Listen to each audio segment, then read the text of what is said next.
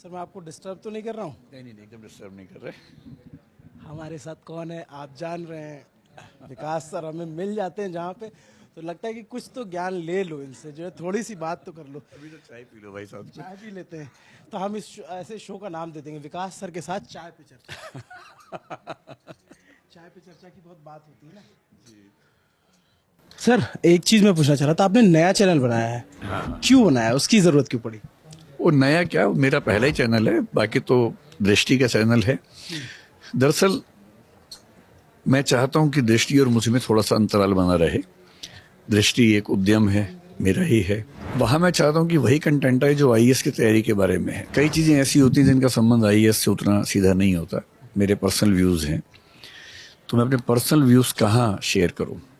तो ये सोच के बनाया कि मैं जो चीज़ें आईएएस में नहीं भी काम आती हैं पर मुझे लगता है कि समाज को मैं दे सकता हूँ, बता सकता हूँ, उसके लिए स्वांतः सुखाय एक शब्द चलता है साहित्य में, आपने सुना होगा। तुलसीदास कहते थे कि मैं जो रचनाएं करता हूँ स्वांतः सुखाय करता हूँ, हालांकि उनका बड़प्पन था। तो मैं दरअसल ये चैनल का पर्पज़ ये है, बहुत स्वार्थ की भाषा में कहूँ तो मैं चाहता हूँ कि जब मैं मरूँ उसके बाद भी लोग मुझे याद रखें। सर आप ऐसी बात मत, आपको तो अरे मरना तो है ही ना सबको भाई, तो मतलब मुझे लगता है कि जितना मैंने सीखा है, मैंने एक बार काउंट किया तो मुझे लगता है कि लगभग 400-500 वीडियो में बना सकता हूँ, 2-2 घंटे के लगभग। अभी 10 मैं अपलोड कर चुका हूँ, मैं महीने में 2 कर पाता हूँ। तो जितना मेरा जीवन है उतना ही मेरे पास वीडियो है। तो मेरा ख्याल है कि जब मैं जाऊँ तो अमर होने का भाव थोड़ा सा हो सकता है मेरे अंदर आ गया, लेकिन मुझे अच्छा लगता है कि लोग उसको देखें, सुने, और इसी बहाने अगर समाज 1 दशमलव में भी थोड़ा बेहतर सोच पाए, अगर मेरी सोच बेहतर है तो वो योगदान देने का भाव ज़्यादा है। उसके पीछे कोई वित्तीय लाभ का भाव ना है, ना कभी होगा। बहुत तेजी से उस पर भी सबसे, मैं खुद एक उसका सब्सक्राइबर हूँ, मैं फ़ैन हूँ, देखता हूँ वो वीडियोस आपके। तो जैसे लेफ्ट विंग राइट विंग को समझाना, चारवाक दर्शन आपने समझाया, तो ये बाकी कंटेंट से अलग है। इसीलिए मैंने कहा ना कि अगर वो आईएएस वाला ही कंटेंट होता तो शायद मैं वहीं पर करता, लेकिन पर्पस था कि एक कोना तो मेरा अपना भी हो जहां मैं इस चिंता से मुक्त होकर के आईएएस के बच्चों के काम का है या नहीं है, अपने मन की बात कह सकूं। तो समझ लीजिए कि मेरे मन की बात कहने का एक प्लेटफॉर्म मुझे मिल गया। अभी मन की बात कर रहे हैं। उसको मुहावरे के रूप में ले तो, और मैं बड़ा खुश हूँ। टाइम कम दे पा रहा हूँ लेकिन अच्छा लगता है उन टॉपिक से बात करना जिन पे बात अमूमन लोग नहीं करते हैं। जैसे फिलॉसफी मैंने पढ़ा, एक बार यूपीएससी के लिए पढ़ा, अब उसका बहुत महत्व उस एग्ज़ाम में नहीं है। तो जो मैंने सीखा कम से कम मैं छोड़ के तो जाऊँ। ये ज़रूर है कि यूपीएससी में जिस लेवल पे हम फिलॉसफी पढ़ते हैं उससे बहुत लाइट करके मैं यहाँ इस चैनल पे रखता हूँ ताकि वो आम आदमी समझ सके। वो एग्जामिनीज के लिए नहीं है, एक आम आदमी के लिए है। चारवाक तो खैर एक आसान दर्शन है। जब हम अद्वैत वेदांत समझेंगे, हीगल को समझेंगे, जैन दर्शन, बौद्ध दर्शन की बारीकियाँ समझेंगे, तो मैं बस ये ध्यान रखूँगा कि एक आम आदमी, गाँव का, कस्बे का आदमी जितना समझ सकता है उतना ही आगे तक जाऊँ। और ये दर्शन या विज्ञान या कानून केवल शहरी पढ़े लिखे लोगों की बपौती क्यों रहे? देश के हर व्यक्ति को क्यों नहीं इसका एहसास होना चाहिए, आनंद मिलना चाहिए?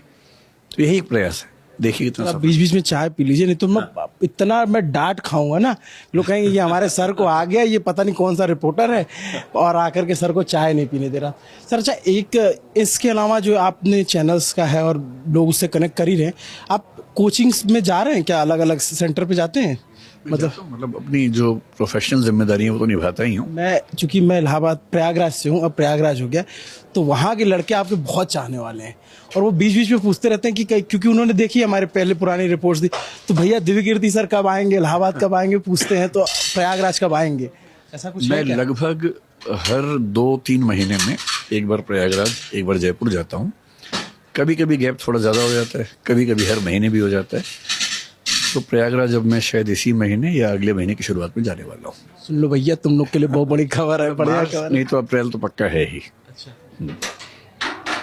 एक सर आपने मतलब जो चैनल बनाया उसने आपने ये बताया कि व्यक्तिगत जीवन आपका, जो आपका खुद और एक संस्था वो अलग हो, लेकिन संस्था तो आपसे जुड़ी हुई है। अभी हाल फिलहाल में पीछे ना एक थोड़ी सी कंट्रोवर्सी हुई, आपको अगर पता होगा तो, उसमें वो होती रहती है मुझे लेके, आप कौन से वाली बता रहे हैं?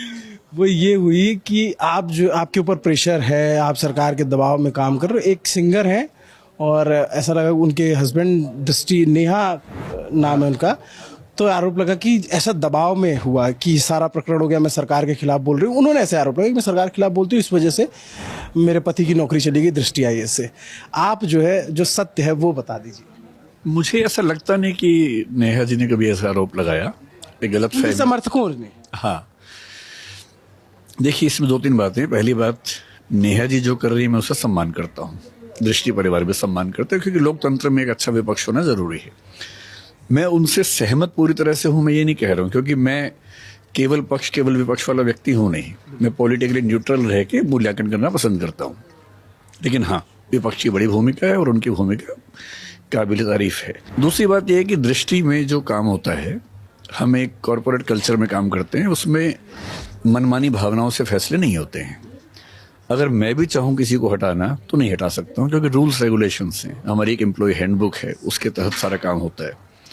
हमारे छुट्टियों के नियम कई मामलों में सरकार से भी बेहतर हैं, स्टेबिलिटी सरकार से भी बेहतर है। हम किसी एम्प्लॉय को हटा ही नहीं सकते जब तक हमारे पास ठोस आधार ना हो। अब ये बहुत संयोग की बात है कि कुछ ऐसे कारण थे, मैं नहीं बोलना चाहूँगा क्योंकि ये व्यक्तिगत आक्षेप जैसा मामला होगा। मैं सिर्फ इतना कह देता हूँ कि ये फैसला 20 तारीख की शाम को हमारी टीम ने किया। मैं तो बहुत डायरेक्टली इन्वॉल्व होता भी नहीं इन चीज़ों में, पर यह फैसला होने के अगले दिन उत्तर प्रदेश पुलिस की तरफ से कुछ फरमान जारी हुआ। संयोग है, निरा संयोग है कि दो चीज़ें एक साथ हो गई।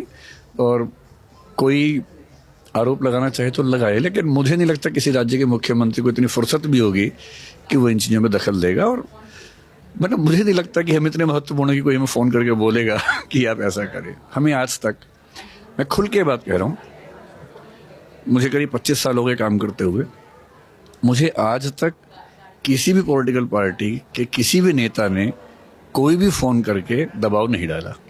हाँ, कभी कभार ये होता है कि किसी एमएलए एमपी का फ़ोन आग्रह का आता है कि इस बच्चे का एडमिशन है, थोड़ा फीस का देख लीजिए। इतनी छोटी मोटी बातें, लेकिन किसी को रखना है काम पे, नहीं रखना है, ऐसा दबाव तो आज तक नहीं आया। तो क्यों आएगा?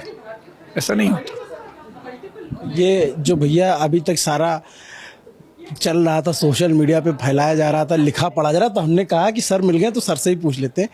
तो सर आप चाय एंजॉय कीजिए, और विथ ड्यू रिस्पेक्ट अगर मैं बच्चों को दिखा सकूं कि आप कौन सी बुक पढ़ रहे हो तो किताब किसने मुझे गिफ्ट की है अभी? अच्छा, मेरी चॉइस वाली कोई ऐसी किताब नहीं है। अच्छा, ओके। तो मतलब किसी ने, हाँ, किसी ने भी गिफ्ट किया, तो मैं प्रचार क्यों करूं किताब का, है ना? अच्छा, मुझे लगा कोई इंपॉर्टेंट किताब है तो बच्चों को दिखा देंगे तो वो जो है। अभी किसी ने गिफ्ट की, मैं नहीं जानता क्या किताब है। Thank you sir, thank you. Sir के साथ चाय पीने का मौका मिल जाए और उससे बातचीत करने को मिल जाए, भाई हमें भी मौज आती है और बड़ा अच्छा लगता है कि इतने प्यार से कोई समझाता है, इतने सौम्य तरीके से। क्योंकि हम भी जर्नलिस्ट हैं, इसलिए सवाल करते हैं, लेकिन एक इंसान है, एक स्टूडेंट है, इसलिए एडमायर भी। हम लोग आज इंडिया टुडे कॉन्क्लेव में आए हुए हैं और कॉन्क्लेव में चाय इन्होंने ही मुझे पिलाई है। बाई चांस नहीं मिल गए हैं, इन्हीं की कृपा से मुझे चाय मिली है। वो ऐसा हो गया, धन्यवाद। वो ऐसा हुआ कि मैंने कहा सर, हम लोग नॉर्मली शुरू करते हैं तो शुरू करें इंटरव्यू। उन्होंने कहा सर आप चाय पियो, मैं आगे से एंट्री मारूंगा और बोलूंगा कि आपको डिस्टर्ब तो नहीं कर रहा हूँ। लेकिन यहाँ पे सर ने मेरी पोल खोल दी। तो आपको ये पूरी बातचीत कैसी लगी सर? आप नहीं, आपको नहीं, मैं तो पब्लिक से पूछ रहा हूँ। आपके साथ तो बातचीत करके हमें मजा आता है, आम दर्शकों को मजा आता है। आपको ये पूरी बातचीत कैसी लगी कमेंट करके जरूर बताइएगा। मेरा नाम है अभिनव पांडे, देखते रहिए दी ललन टॉक।